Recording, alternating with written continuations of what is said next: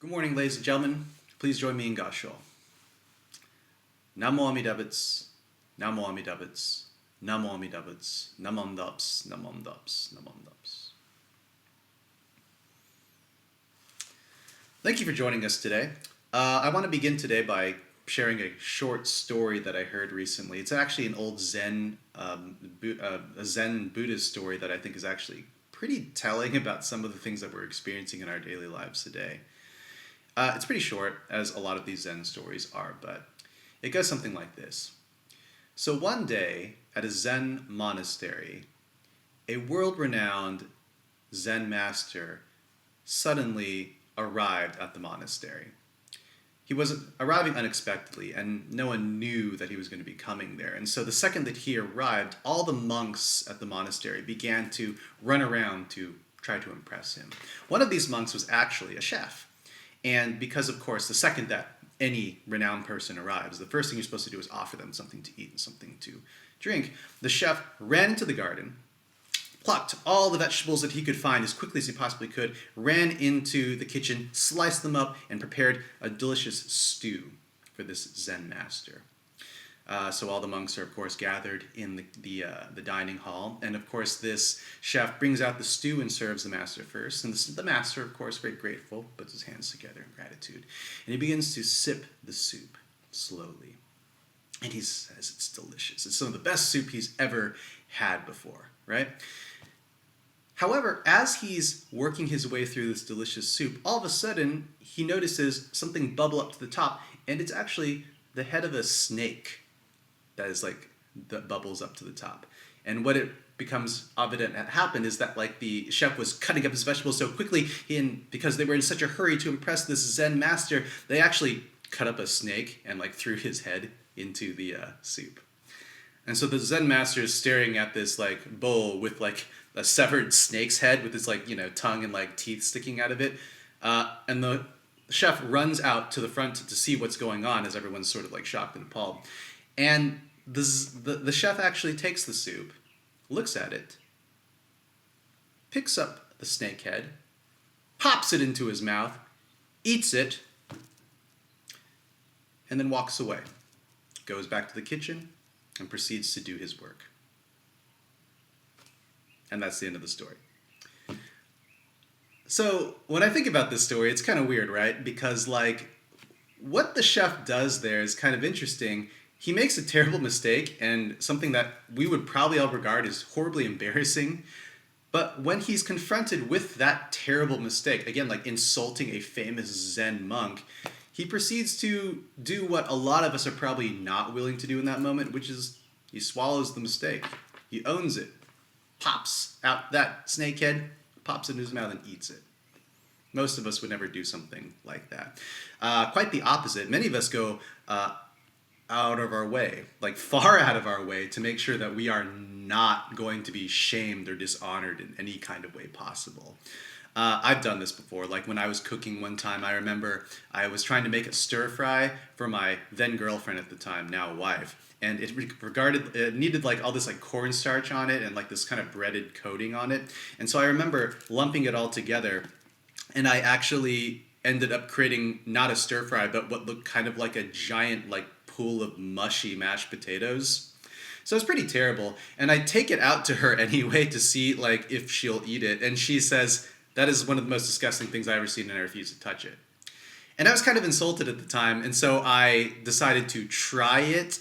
And rather than just admit I was wrong, I think I ate about half of the meal before coming to my senses and realizing this is terrible and I am really just making myself suffer dramatically here. And so I accepted my failures and we went to go get Subway instead.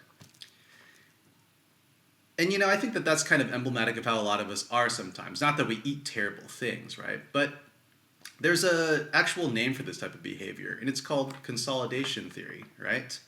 It's also more colloquially known as double down theory. And it's when we make a decision or act on something in our lives, and even when it turns out to be a terrible choice, sometimes rather than admit that we've made a mistake, we stick to those decisions. We defend our stances, even if this means that we are causing ourselves an incredible amount of suffering, even if it's to our own detriment. Now let's be reasonable. We all do this at different times, right?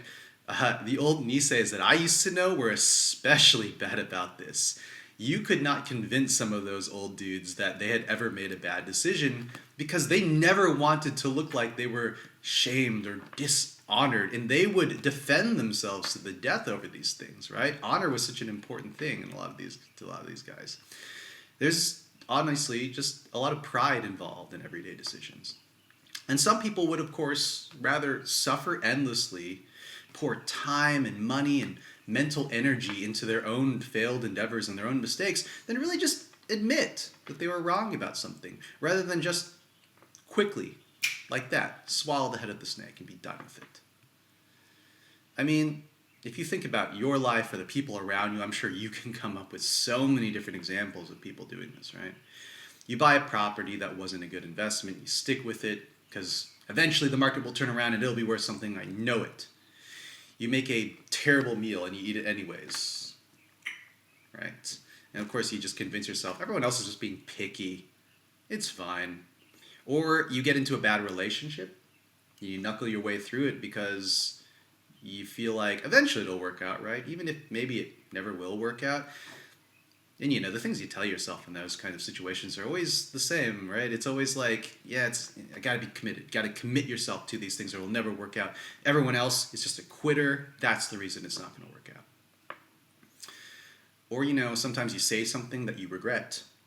You say something mean, cruel to someone that you care about, and then you just don't apologize. Like you can't apologize, it feels like, because, in your mind, you were right. And it's the principle of the matter. And the principle is the most important thing here, above all other things. We tell ourselves all kinds of stuff to rationalize this, but let's be real, this is just delusion.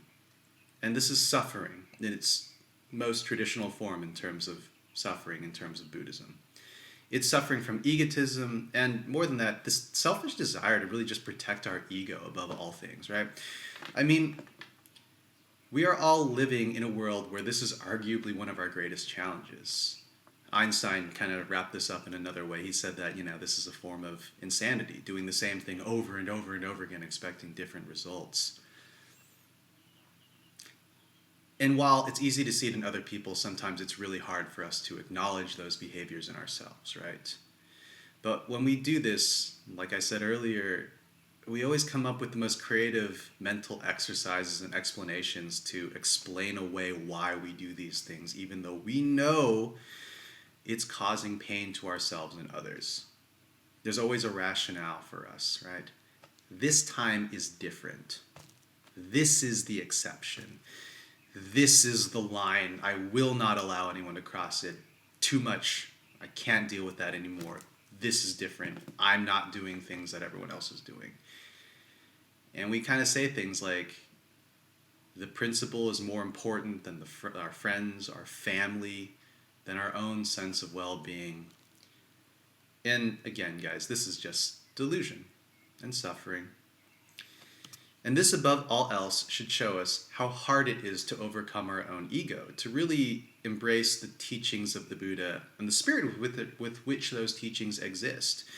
Because sometimes in our lives, not all the time, but oftentimes, we do encounter situations where we suffer intentionally rather than see our own mistakes. And honestly, as we know, this of course causes suffering to all those around us as well. We don't intentionally wish that upon everybody. But it just shows that we're human, and it's hard for us to overcome that in our daily lives. Again, we think back to that story I told you about earlier. It's really hard to swallow our pride. But like the chef in that story, sometimes we have to be willing to do so. We have to swallow our mistakes and move forward, and we have to learn from them. The antidote to this type of suffering is, of course, humility, to be humble and to recognize that we're fallible individuals. We're capable of mistakes, and we have to learn from them. We have to grow from them. It's an example that, of course, has been set time and time again by the founder of this particular tradition, Shinran Shonin, who abandons his practice at Mount Hiei. It's established by his teacher, Honen Shonen, who chooses to not take revenge against his father's killer, right? Or in Siddhartha, who chooses to abandon a life of comfort to walk outside those gates and really see and explore the world around him. The teachings are there to help us through these fights, right? So recognize that, like, the teachings are there to help us, and that they're part of our daily experiences, and then we can use them to recognize the form of delusion and blindness that is rooted deep within ourselves. It's not easy. It's never going to be easy. And recognize that we can't really do this by ourselves, but with the help of the teachings of the Buddha, with the help of the Buddha, and of course, like, as a community, these are different types of things that we can overcome individually. Again, it's difficult for each of us to individually do better, but we together can. Anyways, thank you for listening. Please join me in Gasho. Namo Amidabutsu, Namo Amidabutsu, Namo Amidabutsu, Namondops, Namondops, Namondops.